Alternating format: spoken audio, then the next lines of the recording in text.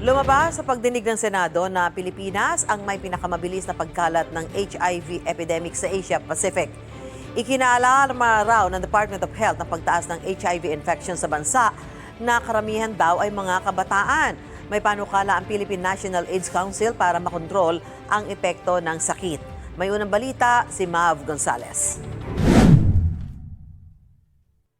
Habang pababa ang bilang ng HIV infection at AIDS-related death sa mundo at Asia Pacific, nakakaalarma naman ang paglala ng HIV epidemic sa Pilipinas. 555% ang itinaas ng HIV infection sa Pilipinas noong 2024 kumpara noong 2010, malayo sa negative 17% sa Asia Pacific at negative 40% sa buong mundo.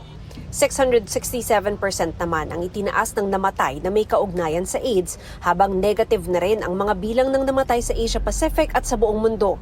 Iniulat yan ng Department of Health sa pagdinig ng Senate Committee on Health. This means that we have an ongoing local concentrated epidemic that requires sustained and intensified interventions.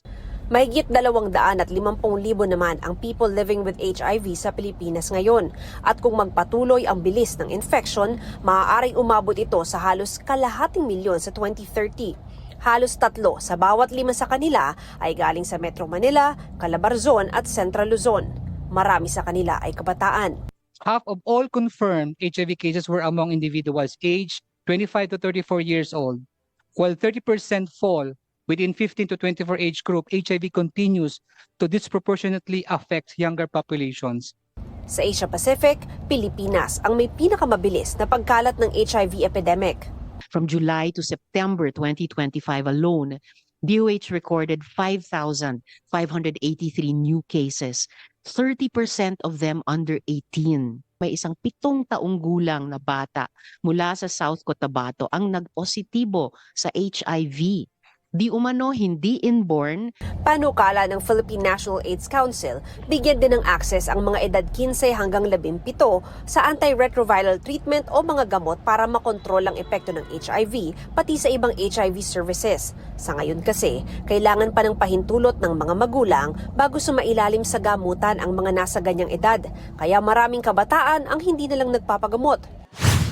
Kaugnay sa problema sa gastos, nasa proseso na ang PhilHealth sa pagsama sa kanilang packages ng HIV screening, diagnostics, treatment at preventive care. Sa Quezon City naman, nakikipag-ugnayan na ang City Hall sa mga paaralan para turuan ang mga kabataan ukol sa HIV.